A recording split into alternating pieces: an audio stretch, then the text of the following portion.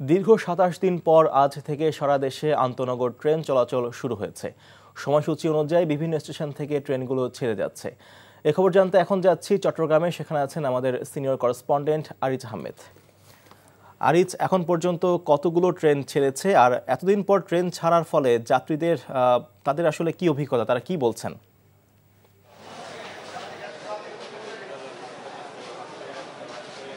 হ্যাঁ সাগর, যাত্রীরা ট্রেন চালু হওয়ার কারণে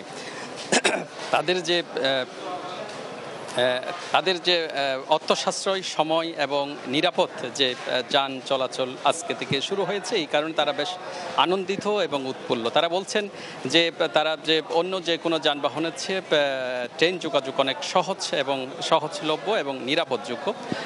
এছাড়া আপনি দেখছেন যে যেই একটি ট্রেন চট্টগ্রাম ছেড়ে যাবে আর 10 মিনিট পরে, এটি সাগরিকা, এটি মহানগর এক্সপ্রেস, এটি চট্টগ্রাম থেকে ঢাকার উদ্দেশ্যে ছেড়ে যাবে।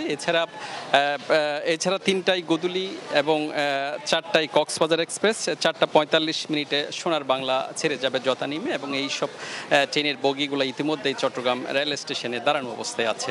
এছাড়া আপনি জানেন যে গত মঙ্গলবার থেকে চট্টগ্রামের থেকে যে লোকাল ট্রেন এবং কমিউনিটি ট্রেনগুলো চালু হয়েছে, এবং এছাড়া চট্টগ্রাম বন্দর থেকে সোমবার থেকে চট্টগ্রাম বন্দর এবং পদ্মা, মেঘনা, যমুনার যে সব তেলবাহী ওয়াগনগুলো আছে সেগুলো স্বাভাবিক আছে।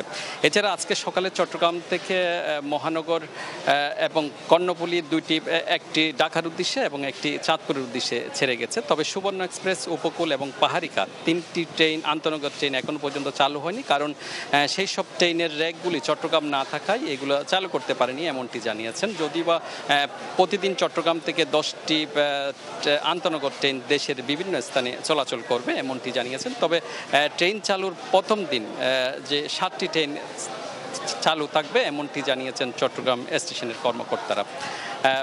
সাগর, এই ছিল চট্টগ্রাম থেকে সর্বশেষ।